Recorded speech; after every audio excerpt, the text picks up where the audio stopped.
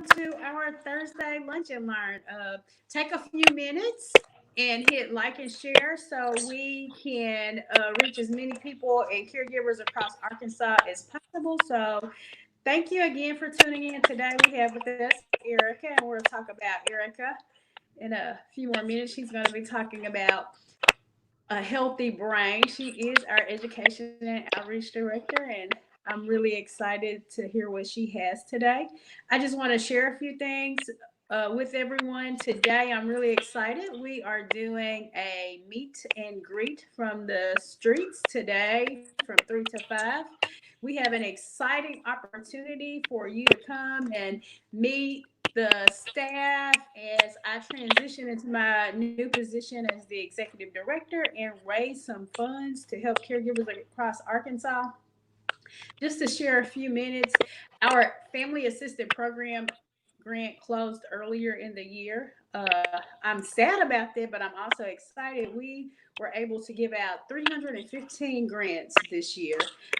That is well over $110,000 to caregivers across Arkansas. Some of the things the caregivers used for those grants were they purchased ring systems and camera systems so they could keep an eye out on their loved ones. We had people do bathroom modifications like raise the toilet seats and buy grab bars. They were also able to pay utility bills. I mean, they're building materials for countless wheelchair ramps, just a number of things. So today with our meet and greet, we are accepting donations because in honor of Matt and to open back up. We're trying to raise funds to provide grants. So if you would like to come out and be a part of that, we as a staff will be dunking Matt in the dunk booth. Well, we will try. I don't know how that is going to work because my pitching skills are a little off, but if I get enough money, he will be done. What you think, Erica? I'm ready. You ready? So I'm ready. we do have a new grant for CareLink opening up July the 1st. Go to our website at alzark/grants and look and see what grants we have available at this time.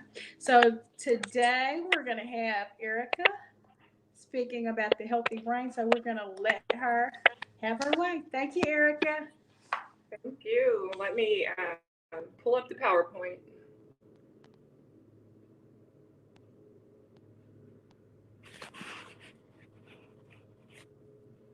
Okay, there we go. So today we are going to talk about tips for a healthy brain. And brain health is important at every age. It becomes even more imperative as we grow older. And I think I speak for many of us when I say that mental decline is one of the most frightening aspects of aging. But by working to improve our brain health, we can maintain our memory, understanding, communication, and our quality of life longer. So today we'll discuss some of those tips through this PowerPoint, and it's important to remember that this is educational only. You want to always consult your doctor when it comes to questions relating to your health. So let's jump right into the PowerPoint and talk about the first stage of Alzheimer's, which is not discussed very frequently. But this stage is considered the preclinical Alzheimer's disease stage. And what do we know about this stage thus far? We know that Alzheimer's disease begins long before any symptoms become apparent. And the functional changes that occur in your brain due to Alzheimer's may begin years or decades before a diagnosis. And during this time, the individual does not notice any clinical symptoms. It's a newly defined stage. It reflects current evidence that changes are occurring in the brain years before symptoms affecting your memory, thinking, or behavior can be detected. And this is super important because this is a long preclinical phase of Alzheimer's disease. And during this time, it provides a crucial window of opportunity to intervene with disease modifying treatments. And this slide shows basically how the brain changes. And we know that the brain is a processing center of the body. And if you look in the bottom right hand corner, It lets you know that at the age of 45, the brain starts to hit its first major decline at about 3.6 reduction from memory reasoning and comprehension. And during this time, forgetfulness increases. As you start to surpass 60 years old, you are steadily losing brain cells. And at 65 to 70, men suffer 9.6, and women suffer 7.4% brain loss. And as you age, the shrinkage in your brain increases, and reasoning and verbal memory decreases. So one of the first things we'll discuss and things that you can do to improve your brain health is exercise. And we know that exercise improves overall cognitive function. It lowers the risk of developing depression. It releases those amazing endorphins that boost your mental health. It helps with mental fatigue. It strengthens your hippocampus, and that is responsible for memory storage. And it increases the blood flow to your brain. It's important to know that it takes at least 10 minutes of brisk walking to activate these mood-boosting endorphins. And when you're exercising, it's pushing blood through your brain faster, which helps your brain repair itself and pushes waste out of the brain. And so fast walking or any aerobic exercise, 30 minutes a day, 5 times a week, is linked to a 33% reduction of risk for Alzheimer's disease. Next, we'll discuss learning new skills. We know that learning new skills is a great way to increase your brain function. Learning a new skill will help ward off dementia by strengthening the connections between parts of your brain. And you can do this through getting a hobby, learning to play an instrument, a new language, learning a new dance, using your non-dominant hand. And an example of that is one that we like to use frequently. If you brush your teeth with your right hand, brush your teeth with your left hand. If you brush your hair with your right hand, start brushing your hair with your left hand.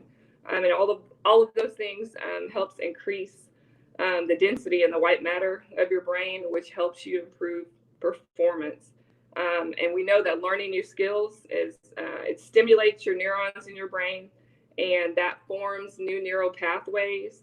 And the combination of those help you learn better and can possibly delay dementia. It's important to know you don't have to be good at these things. Just have fun while you're doing it, and you are stimulating your brain. Next, you want to engage in mentally engaging games. So you want to participate in mentally engaging games. And these games just need to be interactive, mind engaging, and fun.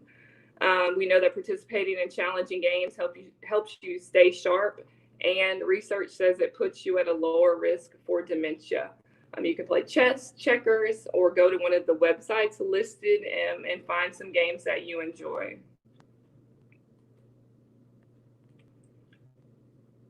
It's also important to continue to be social. Research says that long-term isolation is terrible for human beings. So you want to stay social because it is known to decrease your risk for cognitive decline by half. So spend time with the people that you enjoy, find social groups to participate in, join a senior center, volunteer. We know that's difficult right now with COVID-19, but you want to maybe get on Zoom, FaceTime with your family members, just be as social as possible. This one is pretty hard for myself and a lot of people I know because we're really busy, but you want to make time to relax, eliminate stress from your life as much as possible, meditate, do yoga, read a book. We know that stress shrinks and rewires your brain, and that in itself can impact your memory and decision making. And shrinkage, particularly in the hippocampus, is linked to cognitive decline, and the hippocampus is important for memory storage.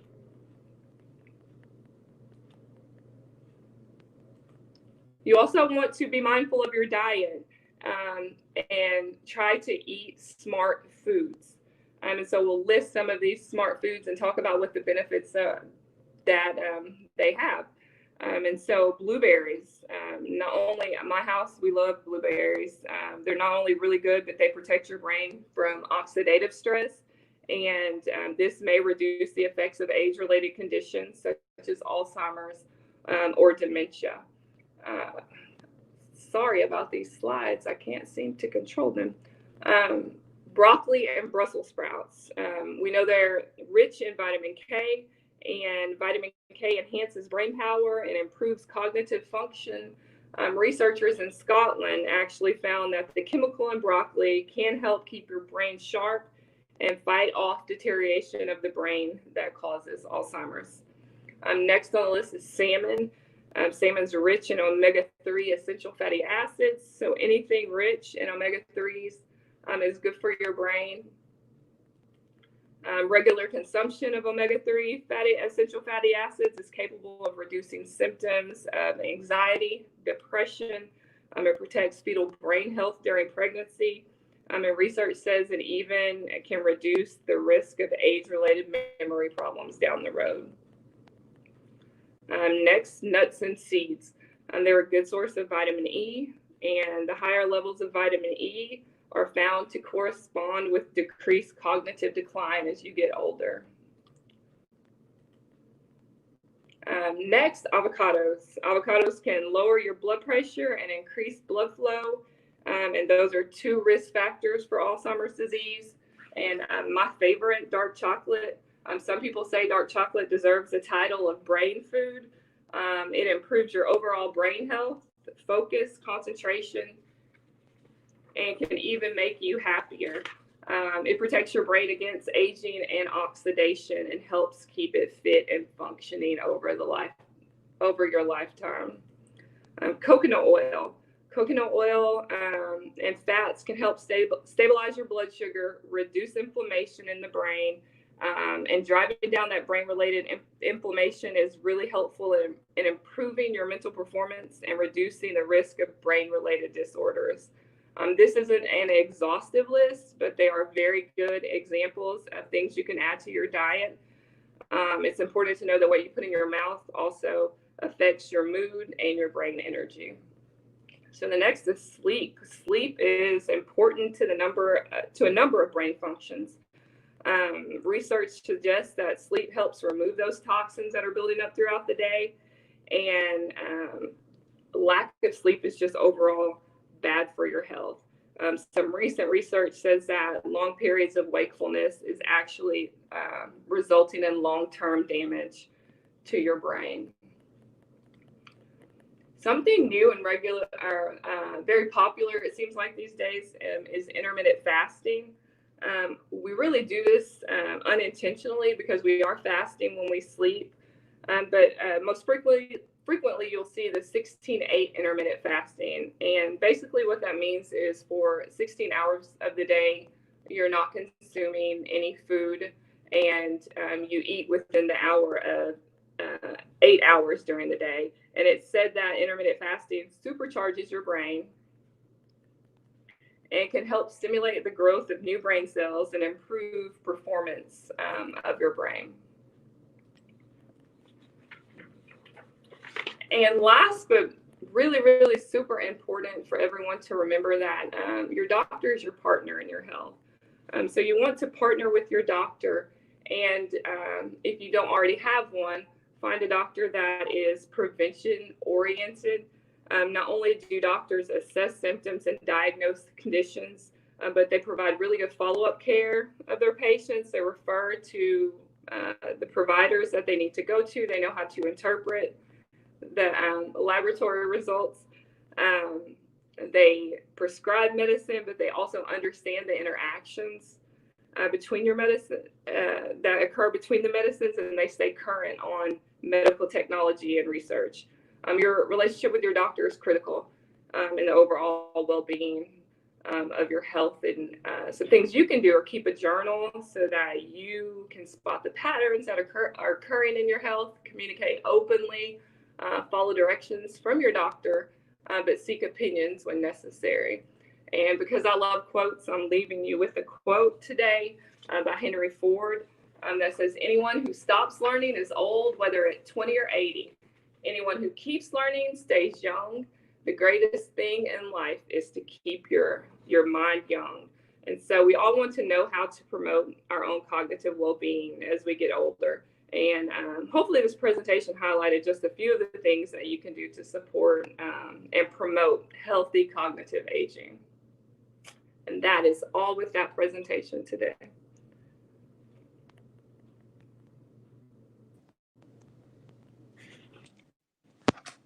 Hi, Erica. Hey, are we back on?